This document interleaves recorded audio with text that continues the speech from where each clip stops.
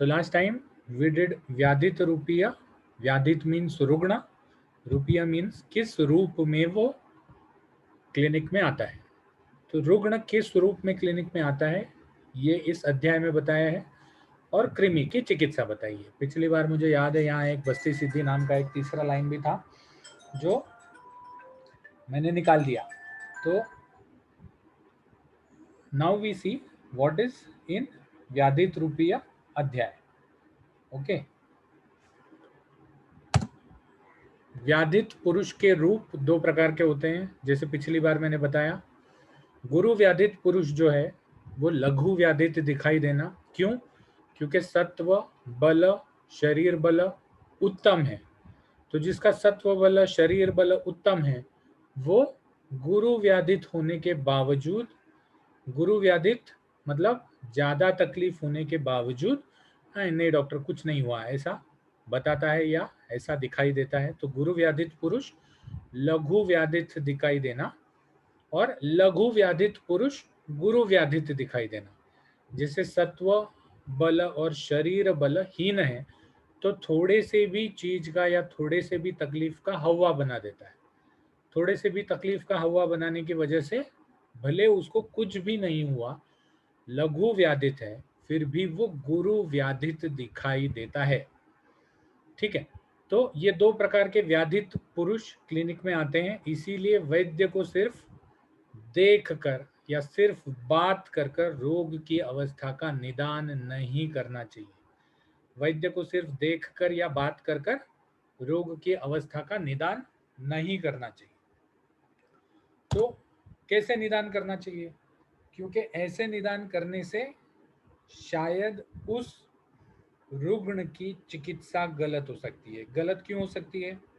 क्योंकि या तो गुरु व्याधित में मृदु संशोधन देने के बाद दोष बढ़ जाएंगे. गुरु व्याधित में दोष ऑलरेडी ज्यादा बढ़े हुए हैं. तो अगर गुरु व्याधि में मृदु संशोधन दे दिया तो दोषों का उत्क्लेश बढ़ जाएगा. या फिर अगर लघु व्याधित में ज्यादा तीक्ष्ण संशोधन दे दिया तो बल का हरण हो जाएगा, रोगी की मृत्यु भी हो सकती है. अगर किसी को हल्का कुछ चीज हुआ है, आपने तीक्ष्ण संशोधन दे दिया तो रोगी की मृत्यु भी हो सकती है. ओके. तो इसीलिए रोगी का संपूर्ण ज्ञान प्राप्त करना जरूरी है. रोग और रोगी का संपूर्ण ज्ञान प्राप्त करना बहुत ही जरूरी है. तो ये हो गया व्याधित रूपीय अध्याय का पहला पार्ट जो बेसिक विवेचन है. व्याधित रूपीय अध्याय में ज्यादा करके तो सब यही बताए गए हैं. कृमि की चिकित्सा और कृमि कितने टाइप के हैं वो ही बताया गया है. लेकिन व्याधित रूपीय अध्याय का शुरुआत जो है वो व्याधित रूपीय या व्याधि के रूप इससे होता है, इसीलिए इसका नाम व्याधित रूपीय अध्याय दिया गया है. अब वो चलते हैं कृमि पे. कृमि में उन्होंने कहा कृमि 20 प्रकार के होते हैं. मलजन्य, रक्तजन्य, कफजन्य और पुरुषजन्य. मलजन्य, रक्तजन्य, कफजन्य और पुरुषजन्य. अब इनमें से कौन से कृमि हमको देखने को मिलते हैं या आज की तारीख में कौन से कृमि क्लिनिकली प्रेजेंट करते हैं वो हम देखेंगे. I have also shown pictures in this slides. तो मलजन्य कृमि 2 प्रकार के होते हैं. रक्तजन्य कृमि 6 प्रकार के होते हैं. कफजन्य कृमि 7 प्रकार के होते हैं और पुरुषजन्य कृमि 5 प्रकार के होते हैं. ये जो मतलब इनके नाम हैं, जो नाम हम आगे देखेंगे, लेकिन अभी के लिए आपको सिर्फ प्रकार ध्यान रखने हैं. मलजन्य 2 प्रकार, रक्तजन्य 6 प्रकार, कफजन्य 7 प्रकार, पुरुषजन्य 5 प्रकार. अब यहाँ मलजन्य और पुरुषजन्य दोनों आया हुआ है. तो मलजन्य और पुरुषजन्य में फर्क क्या है इस अध्याय में कहीं भी नहीं दिया हुआ. लेकिन लास्ट में जब वो चिकित्सा बताते हैं उस टाइम में उन्होंने एक हिंट दी हुई है कि मलजन्य और पुरुषजन्य इनका जो डिफरेंस है वो डिफरेंस क्या है। तो मलजन्य दो प्रकार के, सबसे पहले हम दो प्रकार के मलजन्य देखते हैं। मलजन्य कृमि जो है वो दो प्रकार के होते हैं, एक बाह्य मलजन्य और एक अभ्यंतर मलजन्य। एक बाह्य मलजन्य और एक अभ्यंतर मलजन्य। अब बाह्य मलजन्य मतलब क्या? बाह्य मल से उत्पन्न हुए हुए, बाह्य मल से उत्पन्न हुए हुए मतलब जो स्वेद से उत्पन्न हुए हैं, या जो कान में जो मल आता है या आंख में जो मल आता है उससे उत्पन्न हुए हुए हैं, तो ऐसे जो है वो बाह्य मलजन्य कृमि है। और जो अभ्यंतर मलजन्य कृमि है वो शरीर के अंदर जो मल होता है उससे उत्पन्न जो कृमि है वो अभ्यंतर मलजन्य कृमि माने जाते हैं। ठीक है। बाह्य मलजन्य कृमि का स्थान क्या बताया है उन्होंने? बाह्य मलजन्य कृमि का स्थान है केस, दाढ़ी, मूंछ, लोम, पक्ष्म और वस्त्र। केश मतलब हमारे बाल, सर के बाल। दाढ़ी मूंछ सबको पता है। लोम मतलब वो बाल जो शरीर में है, लोम मतलब वो बाल जो शरीर में है। पक्ष्म मतलब आईब्रोज, और पक्ष्म मतलब आई लैशेस। तो आईब्रोज आ गया लोम में और आई लैशेस आ गया पक्ष्म में। और वस्त्र, वस्त्र मतलब हम जो कपड़े पहनते हैं उसमें जो कृमि होते हैं वो बाह्य मलजन्य कृमि माने जाते हैं। ठीक है। अब ये बाह्य मलजन्य कृमि जो है ये हम किस से कोरिलेट कर सकते हैं? हम जुएं होती हैं उससे कोरिलेट कर सकते हैं। नाम भी इनका देखो, युका और पिपलिका। युका मतलब जो लाइस, और पिपलिका मतलब उसका अंडा। तो युका और पिपलिका ये जो दो चीजें हैं ये बाह्य मलजन्य कृमि, एक्चुअली खटमल है या ये सब चीजें भी हैं, ये उन्होंने बाह्य मलजन्य कृमि में ही लिया हुआ है। ठीक है, क्योंकि ये शरीर पे पलने वाली चीजें हैं जो शरीर के बाहर रहती है। तो इसका वर्णन देखो, इसका वर्णन अगर आप देखेंगे तो ये अणु आकार रहते हैं। अणु मतलब छोटे। तिलाकार, तिल मतलब काला कलर का जो तिल है, और बहुत सारे पांव वाले। तो इसका वर्णन जो है वो सभी आर्थ्रोपोडिक पैरासिटिक एनिमल्स के साथ मिलता जुलता है।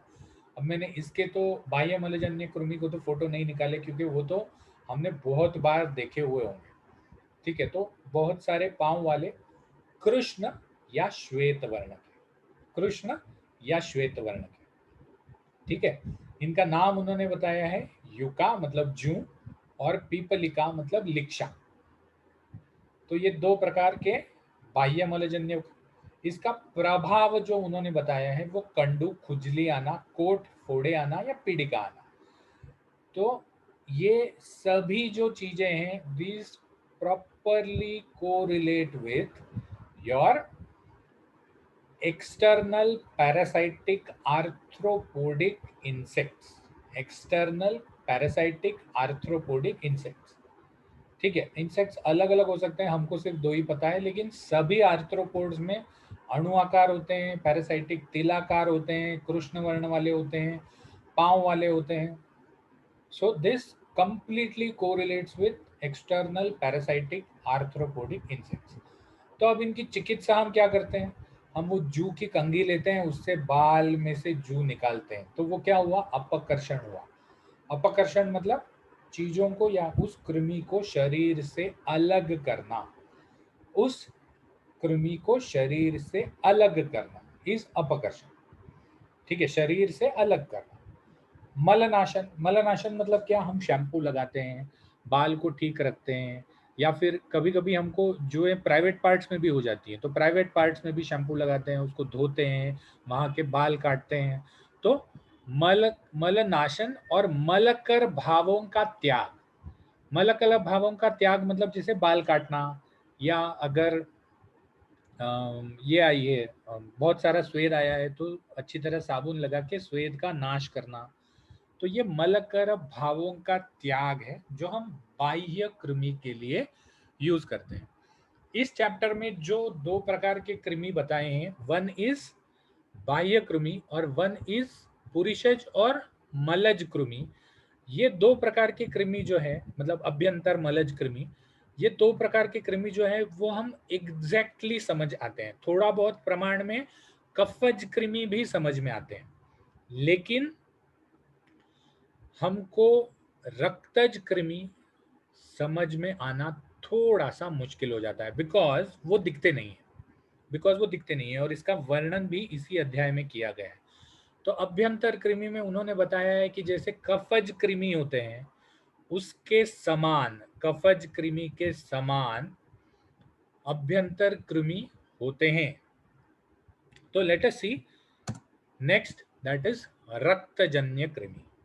रक्तजन्य कृमि 6 प्रकार के होते हैं। इनका नाम देखो, केशाद, लोमाद, लोमद्वीप, यहाँ पर लिखा हुआ है नाम, केशाद, लोमाद, लोमद्वीप, सौरस, औदुंबर और जंतुमत या जंतुमता, ये 6 नाम है। बाह्य कृमि के उन्होंने 2 नाम बताए हैं, युका और लिक्षा।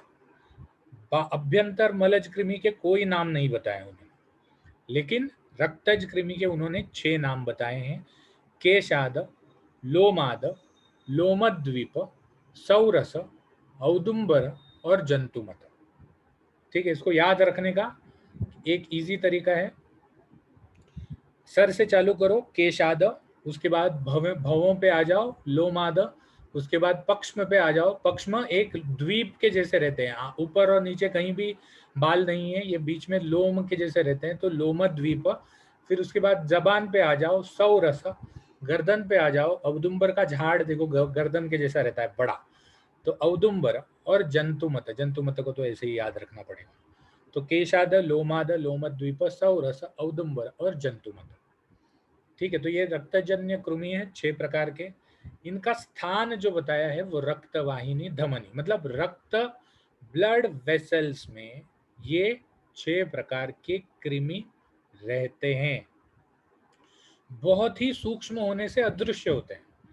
तो ये एक वर्णन जो है which we can correlate with different parasitic infections which are there in the blood but which require a microscope to see, but cannot be directly correlated, क्योंकि इसकी जो चिकित्सा है वो कुष्ठ रोग की समान है और इसमें प्रभाव में कहीं भी आपको ज्वर नजर नहीं आता, कहीं भी ज्वर नजर नहीं आता। So this can be correlated with toxins also, क्योंकि इसमें जो भी प्रभाव बताए गए हैं, these are most of them are related to toxins or the parasitic toxins which are secreted by parasites in the body can be taken up as रक्तजन्य कृमि। भले वो पैरासाइट्स रक्त में हैं, माइक्रोस्कोप के अंदर दिखते हैं, लेकिन इनकी जो टॉक्सिन सिक्रीट होते हैं, they act more on the skin, they act more on the skin. तो इसीलिए मैंने पहले भी कहा था कि रक्तजन्य कृमि का हमको डायरेक्टली कोई कोरिलेशन नहीं समझ में आता। तो सूक्ष्म होने से अदृश्य वर्णीय है और ताम्र वर्णीय है। ताम्र मतलब red colour. Now because they are red in colour, वो रक्त में रहने के बावजूद भी दृश्य नहीं होते, ऐसा एक मान सकते हैं। नाम मैंने ऑलरेडी बता दिए थे, केशाद, लोमाद, लोमद्वीप, सौरस, औदुंबर और जंतुमत। प्रभाव केश, ये ज्यादा करके चमड़ी पे काम करने वाला प्रभाव है। देखो, केश और लोम नष्ट हो जाते हैं, व्रण में हर्ष हो जाता है, हर्ष मतलब इरिटेशन, तोद होता है, कंडू होता है, तोद मतलब पेन, कंडू मतलब खुजली, अधिक बढ़ने पर सिरा, स्नायु, मांस और तरुणास्थि का भक्षण करके उनको वीक बना देते हैं। सिरा, स्नायु, मांस, तरुणास्थि का भक्षण करके उनको वीक बना देते हैं। अब यहाँ पर एक चीज, why I tell that this may be bacterial और parasitic infections of the blood is streptococcal infection of the heart. Streptococcal heart is also a Raktavahini Dhamani, the largest blood vessel with a specific function. तो रक्तवाहिनी धमनी में रहने वाला streptococcal infection बढ़ जाने के बाद क्या करता है, जो भी वॉल्व्स है वो वॉल्व्स पे ऊपर खाना चालू कर देता है और उसको इनएक्टिव कर देता है। तो इसीलिए this is the only correlation I found which bacterial, मतलब रक्तज कृमि का बैक्टीरियल कोरिलेशन बट ऐसा कोई डायरेक्टली कोरिलेशन नहीं समझता। प्लस इसमें कुष्ठ रोग की समान चिकित्सा करनी चाहिए ऐसे कहा गया है। Parasitic bacterial infection of the heart, streptococcal infection of the heart, इसमें कुष्ठ के समान चिकित्सा काम करेगी नहीं। So that is why this concept is a little difficult to understand. हमको आज की तारीख में रक्तजन्य कृमि के लिए क्लिनिकली कुछ ज़्यादा नहीं देखना है, हमको यही बाय हार्ट करना है और एग्जाम में लिख के आना है। तो कोई भी कृमि को डिस्क्राइब करने के लिए उसका स्थान, वो कैसे दिखता है उसका वर्णन, उसके नाम, उसका प्रभाव और उसकी चिकित्सा, ये 5 चीजों में 5 पॉइंट्स के ऊपर हमको आंसर लिखना है। ओके, तो इसके बाद चलते हैं कफजन्य कृमि। कफजन्य कृमि के 7 प्रकार होते हैं। इनके नाम है आंत्राद, उदराद, हृदयचर, चुरु, दर्भ पुष्प, दर्भा पुष्प नहीं, दर्भ पुष्प, सौगंधिक और महागुदर। इसका भी कोई याद रखने का चीज बना लो आप, अगर अच्छा लगे तो मैं भी रट लूंगा उसको। तो अंतराद, उदराद, हृदयचर, चुरु, दर्भ पुष्प, सौगंधिक और महागुदर। कफजन्य कृमि जो है ये कफज कारणों से उत्पन्न होते हैं। जो निदान है इसके, वो कफ प्रकोपक आहार विहार से उत्पन्न होते हैं। जहां भी क्लिन्नता, मॉइस्टनेस या स्लफ ज्यादा है वहां उत्पन्न होते हैं। विरुद्ध भोजन, विषम भोजन, अजीर्ण भोजन और गुरु भोजन से उत्पन्न होते हैं। ओके, तो कफजन्य कृमि जो है वो कफ प्रकोपक कारणों से उत्पन्न होते हैं। इनका कहना यह है कि ये आमाशयोत्थ होते हैं, आमाशय में उत्पन्न होते हैं, फिर ऊपर और नीचे फैल जाते हैं, उसके बाद ऊपर और नीचे फैल जाते हैं। वर्णन श्वेत कलर के हैं, कफज है तो रक्ताभ, स्लाइटली रेडिश टिंज, सूत्र के जैसे मतलब धागे के जैसे, माउस पेशी के जैसे, या फिर इलोंगेटेड या गोल आकार के और अणु होते हैं। लेकिन ये दिखते हैं, ये कहीं भी ऐसे नहीं कहा गया कि ये दिखते नहीं। सो इसका जो वर्णन है वो वर्णन थोड़ा बहुत थ्रेड वर्म्स या पिन वर्म्स इनसे मिलता जुलता है। थ्रेड वर्म्स और पिन वर्म्स से मिलता जुलता है। Thread worms and pin worms are also small white सूत्रवत थ्रेड के जैसे, या जियार्डिया जो है, जियार्डिया इज मांसपेशी के जैसे। लेकिन थ्रेड वर्म्स और पिन वर्म्स या Giardia, Giardia is of course आमाशयोत्थ, लेकिन थ्रेड वर्म्स और pin worms are part of the small intestine, they are not आमाशयोत्थ। तो प्रोबेबली हाँ, लेकिन वो ऊपर की तरफ जा सकते हैं। Thread worms, pin worms can go upwards. Ascaris भी थोड़ा बहुत इससे मेल खाता है। Ascaris is also a disease of the small and the large intestine and ascaris can also go upwards. तो आमाशयोत्थ और सूत्रवत जो है, we will see the photos, जब फोटो देखेंगे तो आपको समझ में आएगा। नाम इनके आंत्राद, उदयाद, हृदयचर, चुरु, दर्भपुष्प, सौगंधिक और महागुदर। प्रभाव, अब इसमें प्रभाव देखो, जितने भी प्रभाव हैं ये सब प्रभाव रिलेटेड टू द डाइजेस्टिव। बाप रे, सॉरी, राजू देसाई को म्यूट करना पड़ेगा।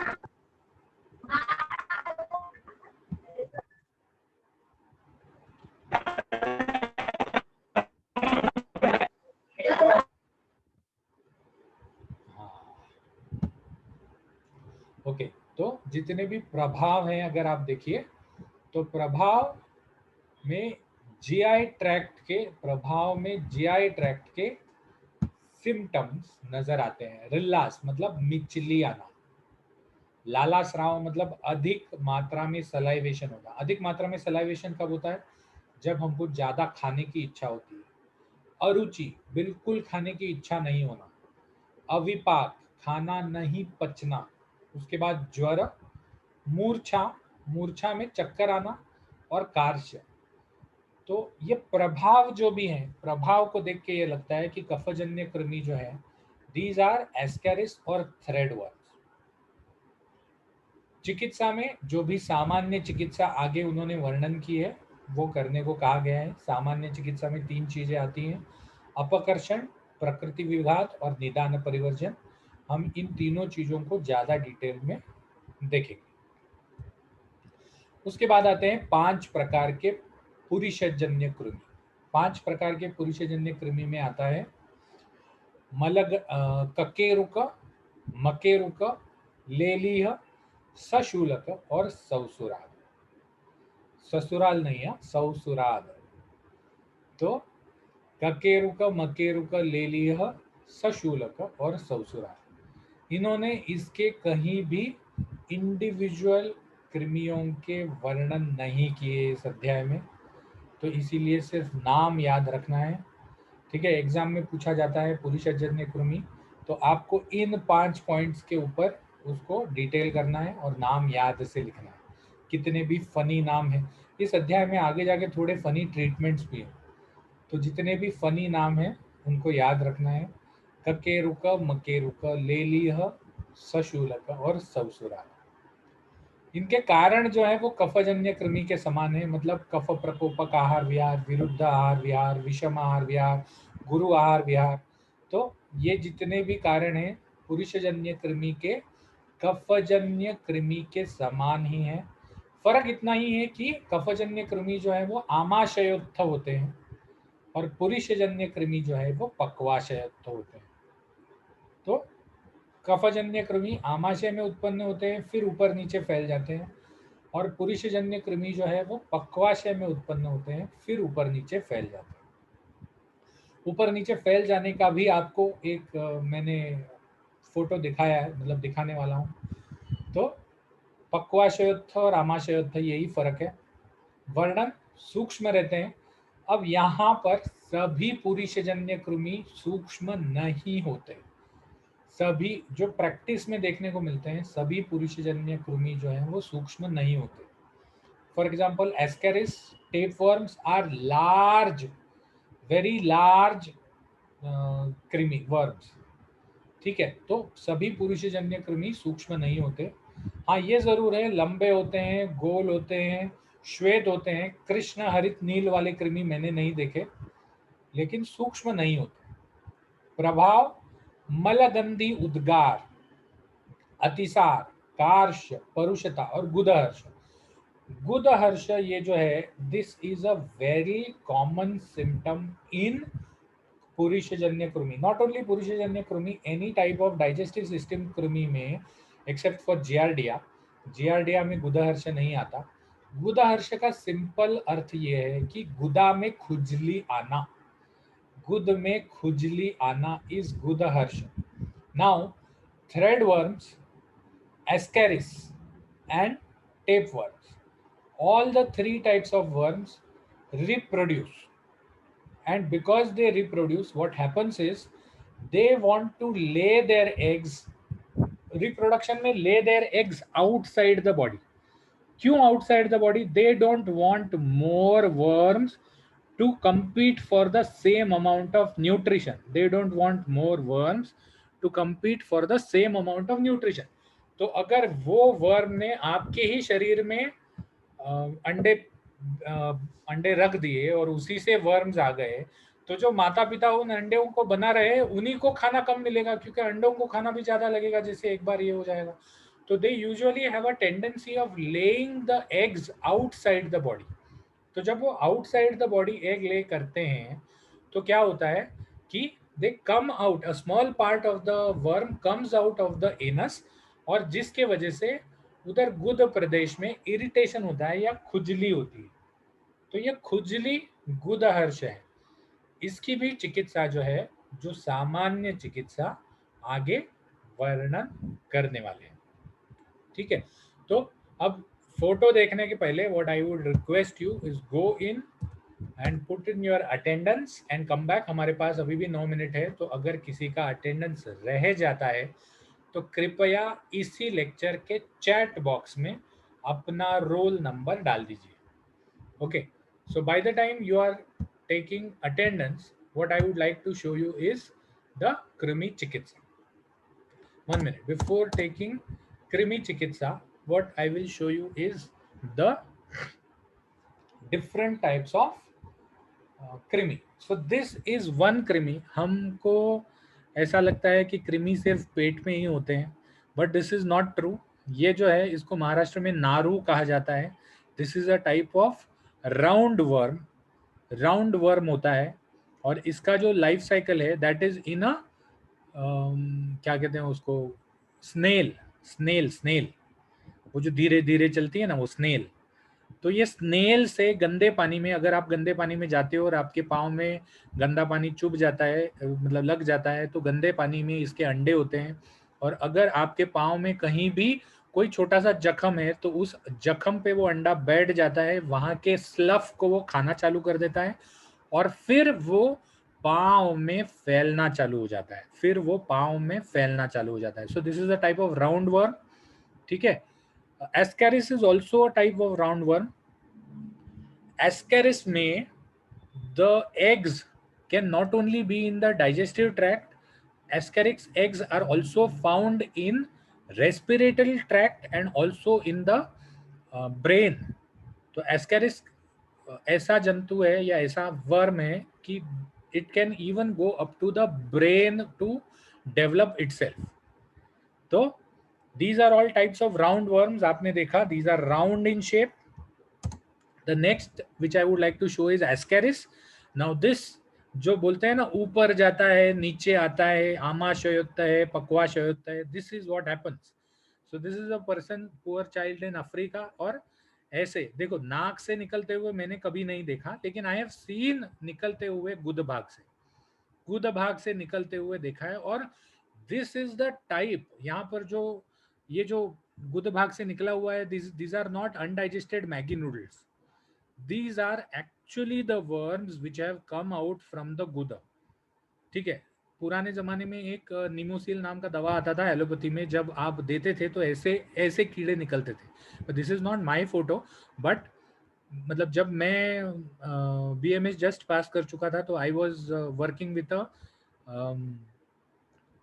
पेडियाट्रिशियन. जब नीमोसिल नाम का दवा बहुत पॉपुलर होता था, mebendazole was not discovered at that time and Zental or albendazole was also not discovered. It was Nemosil. तो निमोसिल देने के बाद ऐसे ऐसे कीड़े निकलते थे. नाक से निकलते हुए तो मैंने कभी नहीं देखा, लेकिन गुद भाग से निकलते हुए बहुत सारे. आज की तारीख में what we have done is, why we are not into so much, because we have grown in hygiene. हम ज्यादा हाइजीनिक खाते हैं. हमारे हाथ में कुछ नहीं होता फिर भी हम कोरोना के चक्कर में हाथ धोते रहते हैं. So that is why the worm infestation rate in India, especially in cities and towns, has reduced. But otherwise, worm infestations were very common. आज की तारीख में भी आप गांव में चले जाओगे तो you will find a lot of worm infestations patient. So this is Ascaris. Now we come to pinworm. ये जो है ये स्टूल्स, मल का भाग है नीचे जो रखा हुआ है वो. These pinworms are small thread like structures which are found in मल. अगर आप स्टूल टेस्ट करोगे तो स्टूल टेस्ट में ओवा ऑफ pinworms आएगा. ओवा is not visible to the naked eye. Ova are the eggs, they are not visible to the naked eye, but microscopic examination stool test में pinworms are ova of pinworms are very clearly seen. Now these pinworms, अगर आप बच्चे के, pinworms are more common in children because कहीं भी मिट्टी में हाथ डाल देते हैं फिर वो हाथ मुंह में डालते हैं, तो more common in children. ध्यान रखिए दो चीजें. एक मतलब रात को दांत काटना, रात को बच्चा दांत काटता है ना. What do you mean by दांत काटना? दांत काटना मतलब खाने को कुछ नहीं है, खाया नहीं है, फिर भी दांतों को बजाता रहता है. तो रात को दांत काटना और गुद भाग में इरिटेशन, रात को या दिन भर में गुद को खुजाना is a symptom of pinworms in children. अगर आप बच्चे को लेटा के उसके दोनों नितंब साइड में कर दोगे तो गुद भाग में एक या दो पिनवर्म्स आपको दिख भी जाएंगे. एक या दो pinworms, very small thread like structures आपको दिख भी जाएंगे. ठीक है. तो ये जो पिनवर्म्स हैं, ये पिनवर्म्स भी देखने को मिलते हैं. Next I want to show you is a tapeworm. Now a tapeworm is a long worm. It is a type of hookworm जिसको आगे see here in this part, if you see, this part is the mouth. अगर किसी ने जलौका देखी है तो जलौका का जो मुंह है वो छोटा होता है और पीछे वाला पार्ट बड़ा होता है. So this part is the mouth of the hookworm, sorry, tapeworm, and these are the tapes. ये जो है ये tapes होते हैं. These contain the eggs of the hookworm or the tapeworm. So these are the tapes. Now hookworm is also one organism जो पाँव में भी जा सकता है, सर में भी जा सकता है, रेस्पिरेटरी सिस्टम में नहीं जाता, बट सर में भी टेपवर्म के केसेस मिले हुए हैं. Not very common, but most of the time it is a digestive worm. और this tapeworm sheds its tapes. ये देखो, शेड्स इट्स टेप्स. ये टेप्स जो है वो शेड करता है और मतलब मल में, पेशेंट के मल में ये टेप्स लगे हुए मिलते हैं. You will see small cuff-like structures at different areas of the mala.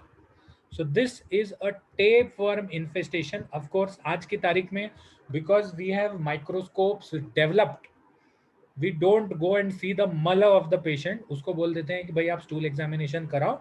तो stool examination में ova या tapes of the tapeworm देखने को मिल जाते हैं. So this is how a tapeworm is. So what we do here is we will stop because there is no more this to show. We have to stop. We have to start with Krimi Chikitsa. We have just 1 minute and 50 seconds left.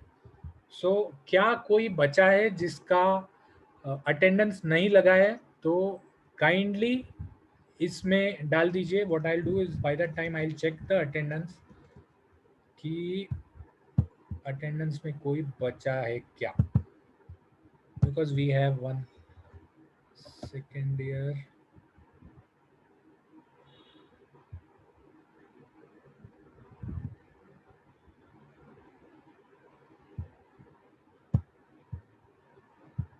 So I'll read out the roll numbers.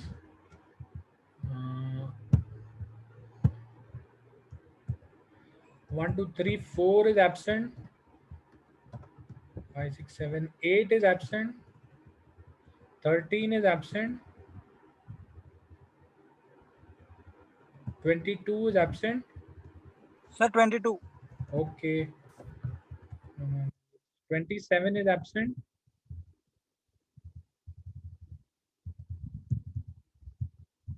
39 is absent.